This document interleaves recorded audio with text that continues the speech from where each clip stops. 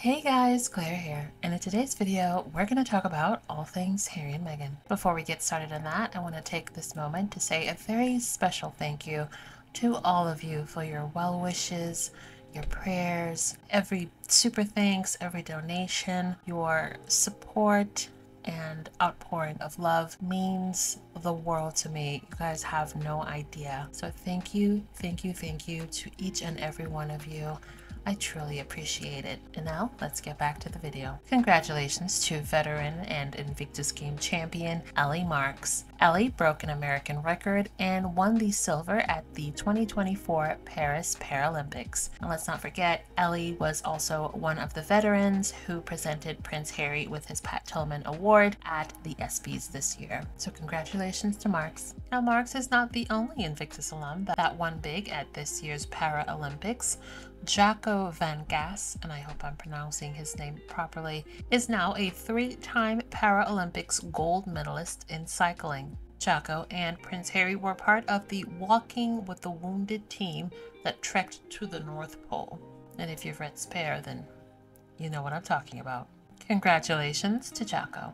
Prince Harry is scheduled to return to New York City, and as usual, his itinerary is absolutely packed. He'll be doing engagements representing 5 different foundations and organizations, such as the Archwell Foundation, African Parks, Halo Trust, the Diana Award, and of course, Travelist. Travelist will be in New York for Climate Week, celebrating our 5th anniversary. Since we launched in 2019, we have brought together 11 of the world's biggest and often competing travel and technology brands to work together on bringing sustainable tourism to the mainstream. Today, we are a $3 trillion coalition, guided by our independent advisory group of world-renowned sustainability academics and experts. We're really looking forward to being in New York with our founder, Prince Harry, the Duke of Sussex, to celebrate everything that we have achieved together so far and sharing our vision for what's to come next. A $3 trillion coalition. That's incredible. And the coalition in question is just about every organization in the travel and technology sphere that you can imagine. Amadeus, Booking.com, Expedia, Google, MasterCard, Skyscanner, Travelport, Trip.com, TripAdvisor, and even Visa. So Travelist has been doing incredible work with these huge names, and I'm excited to see what more it has in store.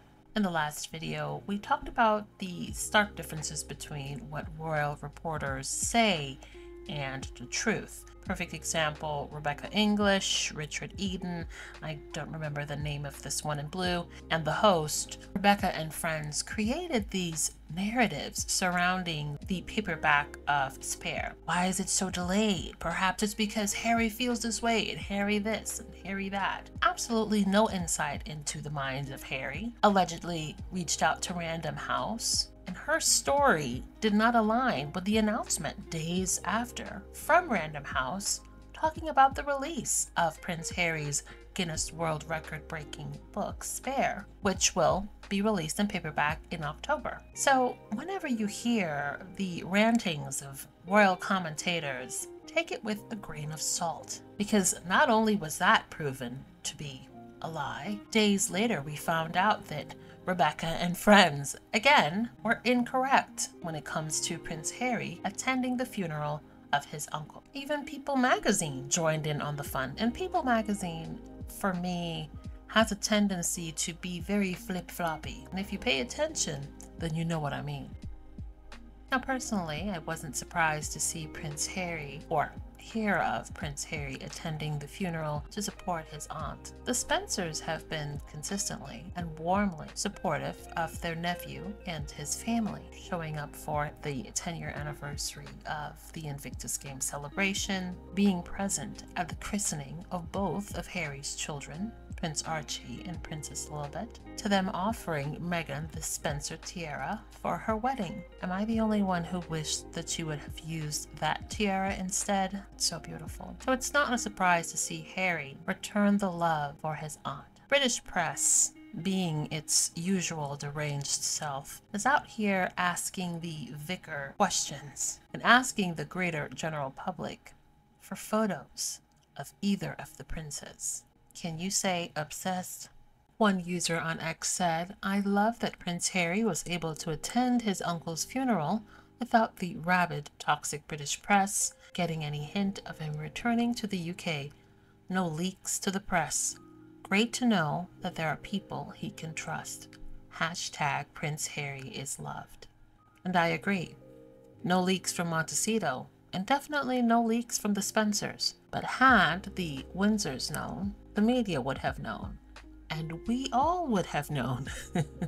So this is just yet another example of showing just where the leaks have been. Another user from X said, "Imagine that, refusing his security, refusing him the right to pay for his security, but still wanting 28 days notice about his movements. So you're not prepared to protect him. Remind me again why you need the notice of his moves? Control. It's all about control and punishment when they don't have control. But that hasn't really been working out, has it?" Here we have a king in waiting who has now aligned himself with those that were cruel to his mother.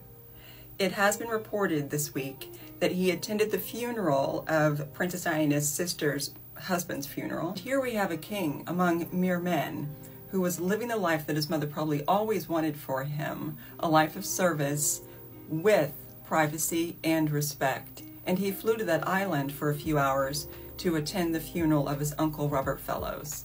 And we would have never known about it because Archewell does not leak. The Spencer family, who happens to be more British than the British royal family, did not leak it. How do we even know about it? Prince William told the press. Palace insiders over here think they know everything about Prince Harry thanks to William. The press speak with such authority because he keeps a relationship with them. When will he stop with the briefing? I think whatever it is they have on him, he needs to go ahead and just release to the public himself, because truly nobody really cares. What we really care about is the fact that Harry and Meghan are free, and despite what the UK media continues to publish and post, they're going to keep showing up, they're going to keep doing good, because that is what Princess Diana did and would have continued to do.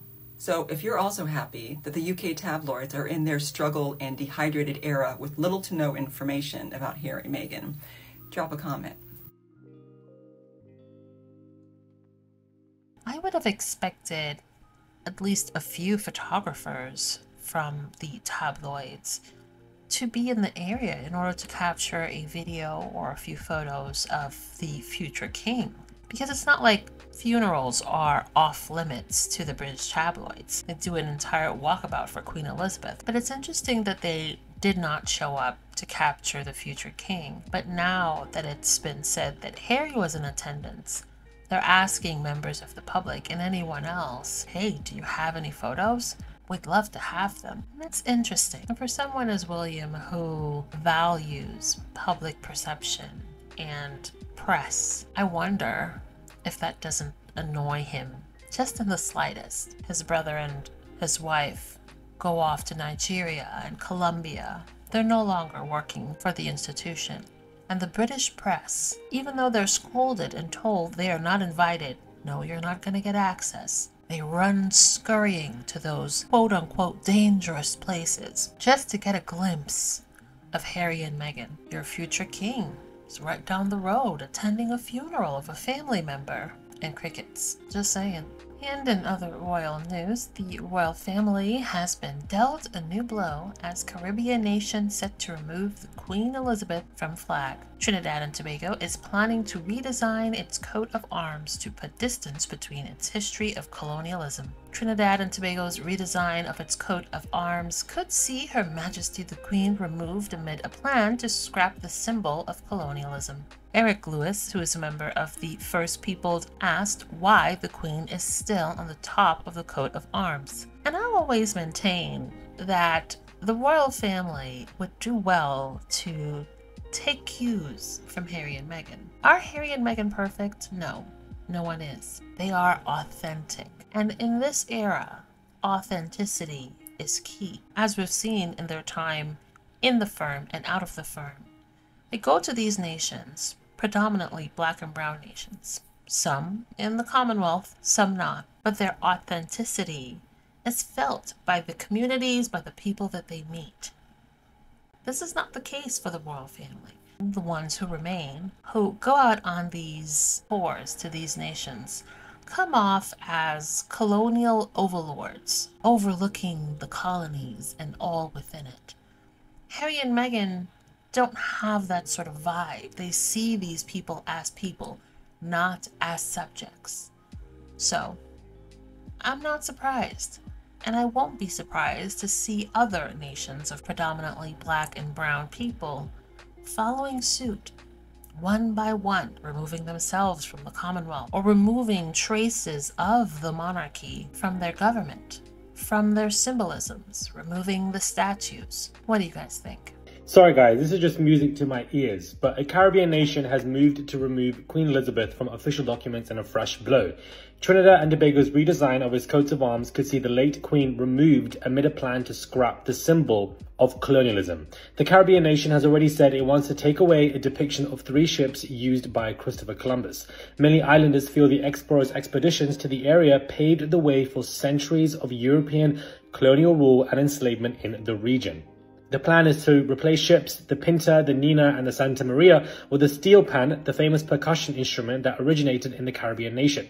The government has asked residents of the Twin Islands whether they support removing statues, signs and monuments with colonial ties. This is what I like to see, the royal family falling left, right and centre, King Charles facing a huge fresh blow where Trinidad and Tobago are set to remove the depiction of the Queen and Christopher Columbus and anything in related to its harsh history of colonialism, and I'm absolutely here for it. And they were inspired by the trips that Harry and Meghan Markle are beginning to take all over the world. Because lest we forget, when William was doing his trips, there were protests saying that he was not welcomed to the country. And with King Charles going to Kenya, of course, he didn't even apologize for the atrocities that the royal family, that the British people, etc. caused, you know, when it comes to imperialism. It is absolutely important, and I'm absolutely so here for countries, for Caribbean nations or other nations to step away from the royal family, remove them from their flags and depictions, because it's harsh, ugly history. They don't provide anything that is good for the countries. And as far as I'm concerned, 2 words: good riddance.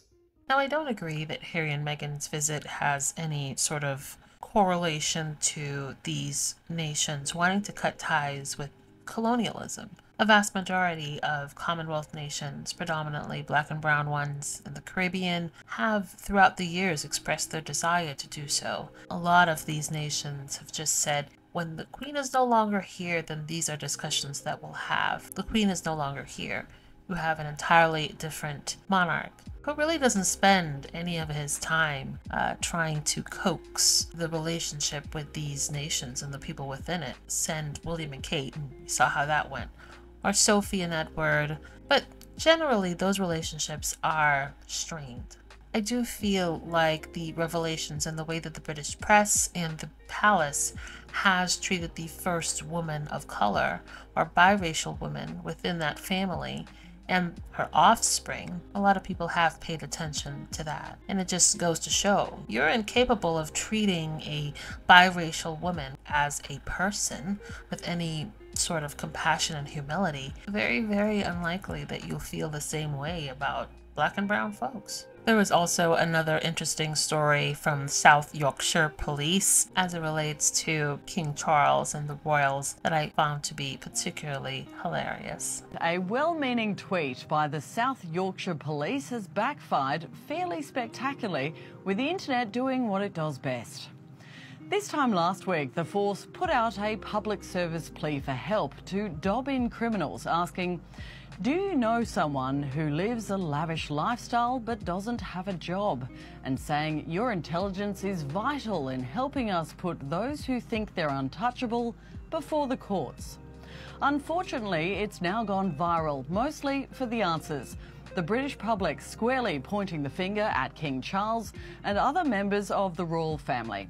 Suffice to say, it's likely we are not amused. For the past few weeks, I feel like my timelines have been full of articles that are complimentary towards Meghan, that focus heavily on the impact of her influence as it relates to brands, sales. This particular article from the Telegraph, which we know is not a pro-Harry and Meghan source, but it talks about the Meghan effect and how it turned 8 brands into sellout sensations overnight.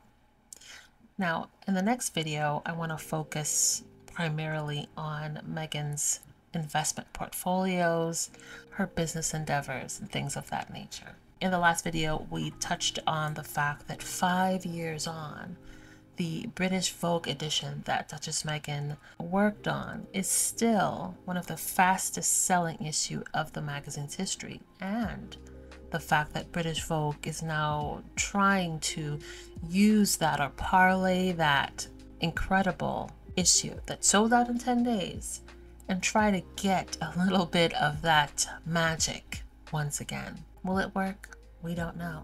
Meghan's not involved, neither is Edward, so we shall see. We also touched on the lasting, the Together cookbook. Someone in the comments was incredibly annoyed that I had the audacity to mention the fact that the grants issued from the sales of said book in 2023 superseded the grants generated from Catherine's main, I can't remember the name right now. They were very annoyed by that. But those are facts that you can find on the royal website within the report. It's all there. And it's interesting to see interviews talking about how impactful Meghan's work was during her very short tenure as a senior working royal. Years on, it keeps the lights on, keeps the doors open. Meanwhile, how many of Kate's patronages have shut down? How many of the patronages of the former queen are still left unattended? But you don't see the tabloids talking about that. Oh, no, no, no. And it just goes to show that Meghan and Harry have been consistent. Back then and to this day, they show up and do good. I love that. This week, the Royal Foundation revealed that a charity cookbook Meghan Markle created 5 years ago as a working royal is continuing to raise thousands of pounds for charity. How did this book come about? I thought this was a really interesting update. So the Royal Foundation, they've released their sort of annual report looking at funds that have been raised, and it was this cookbook, and it was actually published about 5 years ago, of course, when Meghan was still a working royal, way back in 2018, which seems crazy, but that's already been 5 years, and that was published around the time, not long after the unfortunate tragedy at Grenfell Tower, when unfortunately a lot of people passed away, and this was Meghan's big initiative that she really spearheaded herself. She worked with women who were affected by that tragedy. They came together, they shared their recipes, they shared their culture in this cookbook, and it was very popular at the time, but it's continued to sell. So it's raised something like £80,000 this year alone for charity, and I think it's a really wonderful legacy for Meghan. You know, obviously there's so much controversy around the Sussexes nowadays, you know, now that they're not working royals, but I think it's just disappointing because it goes to show that when she was in the royal family, in the institution, you know, part of it, she was doing really good work. Isn't it always funny to hear people like these two completely gloss over the fact that the family, the palace, the press, and even the royal fans made that woman's life a living hell. And to this day, they still continue to hound her. Completely create these narratives that, oh my God, everything about the Sussexes is just so filled with scandal. There is generally no scandal. It's all created by royal trolls online and tabloid writers. Also, Meghan was doing impactful work before her time within that family, during her time within that family, and after. It's not a shame. They're just upset that the potential that she had to make the impact on the institution is no more, because Harry and Meghan removed themselves from it and they're thriving outside of it for years now. Now, there was this article from a body language expert, which Usually, whenever I hear body language expert, I roll my eyes because I'm so tired of a slew of body language experts telling us all about the ins and outs of Harry and Meghan's relationship. This particular article was interesting. Now, this expert, known as the human lie detector, weighed in on Prince Harry. And according to him, Harry is currently his most confident self after finding his purpose and stepping away from his royal duties. He is now in a position where he doesn't feel as much pressure. Harry exudes a sense of security and freedom.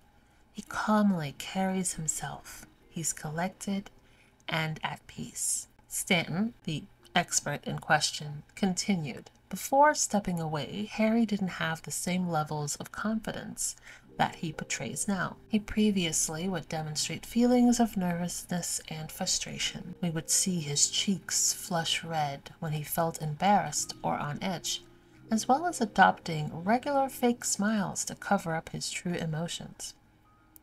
He would struggle to maintain consistent eye contact, a key sign of lack of confidence. Nowadays, we rarely see Harry adopting any of these gestures, which tells us there has been a massive growth in confidence in recent years. Now, I don't know if you need to be a body language expert to tell that the prince radiates far more confidence. Personally, I don't know him, but I feel like sometimes that comes with age. Also, the fact that now he is a father, not of one, but two. Also, he has a wife who is his biggest cheerleader, but also tough enough to call him out when necessary.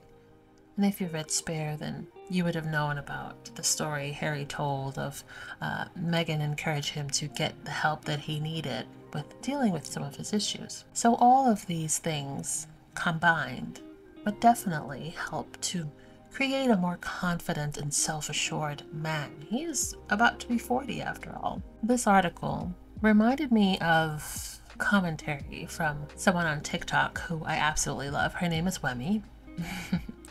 And her latest video, she talked about the importance of location,